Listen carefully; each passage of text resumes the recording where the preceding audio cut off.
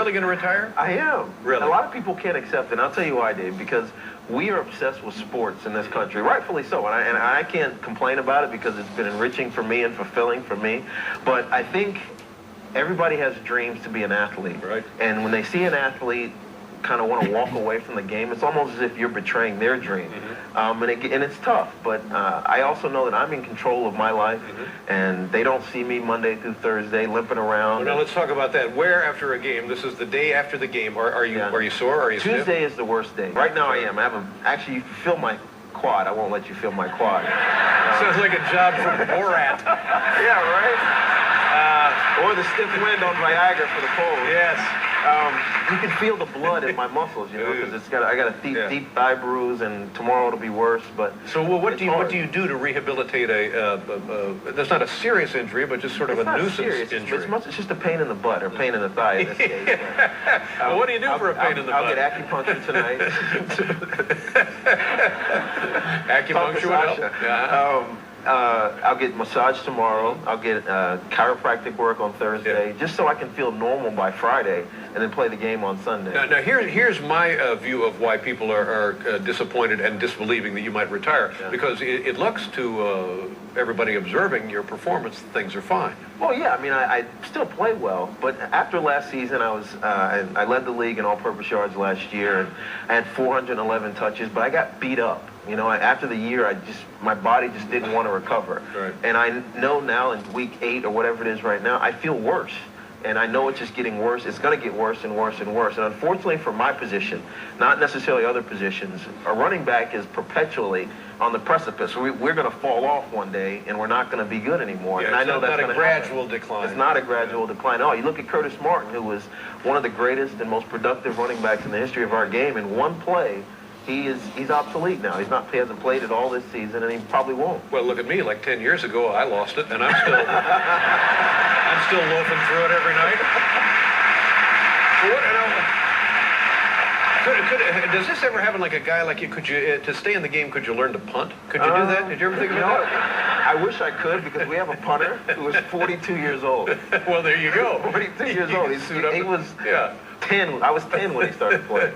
Now, when you announced your retirement, a lot of people started jumping all over you. The people at ESPN and here and there, and you responded. You said, "Well, they're just idiots," and I believe you're right. I think they are idiots. Well, you know, it's without having talked to me and understanding where I've been in my life, it's hard to pass judgment, and so it was frustrating because people were judging me for a personal decision. They said it distracted from the team. And it didn't distract from the team, because most of those guys knew already, and I think if anything it encourages them to fight a little bit harder. I am a leader on my team. I still am, despite the fact that I'm walking away this year, and I have never in my life wanted to be beholden to football or beholden to other people's expectations, and as long as I do what's right for me, I know that it's going to work out. Yes, good for you. Absolutely.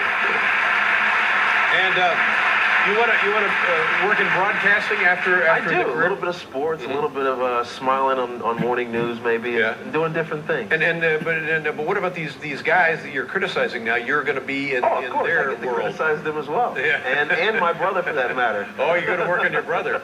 I have to. Yeah. Where do you see this team going? How deep into the playoffs do you see? Well, we can go as far as we allow ourselves to. We have so much talent. I talked about our offense with Plaxico and Amani and Shockey and Eli, but our defense has been playing great football. So if we stay healthy, and that's a big one, knock on wood, we can go far, and I hope so. I'd love to get a ring and walk away. Now, when you see guys like Terrell Owens, does everybody in your locker room just laughing at the guy, or do you have empathy for him as a fellow player, or how do you react to that? You know, he's got a strong personality. Right. Let's leave it at that.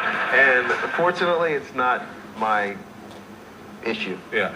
But is that the prevailing feeling in the league? Okay, let him play as long as he's not playing. He's a talented player, but as long as he's not causing distractions, I would love to have him on your team. How about that Tom Coughlin? Boy, that guy, he just looks like he's going to explode. You know, he tells it like it is, though. But, you know, when you got to ever scream at when you got to be 5 minutes early to a 5-minute early meeting, it's kind of confusing when you're supposed to be. Yeah, I would think that. I had trouble just switching the clocks on Sunday. But has he ever screamed at you?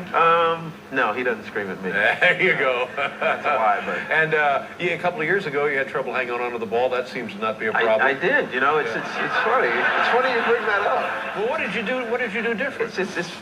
We all go through struggles in life, and I went through a lot. And being in this market in New York, it's tough.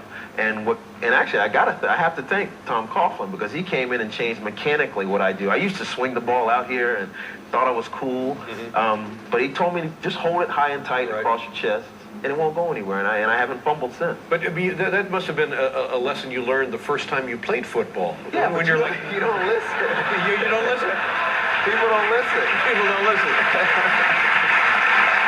Here, I'd like to mention these books. This is a series, several of these, right? Yes, this is our third book. Written by Tiki and Tiki Baber, and it's all about kids and kids sports and learning how to play team sports and how to just be a better kid. And this one's about fumbling. That's why you asked that. This is all about fumbling and how he overcame it. It is. All right. Well, listen, when you get your ring, I hope you come back and see us. I absolutely. Thank you very much. Tiki Baber, ladies and gentlemen.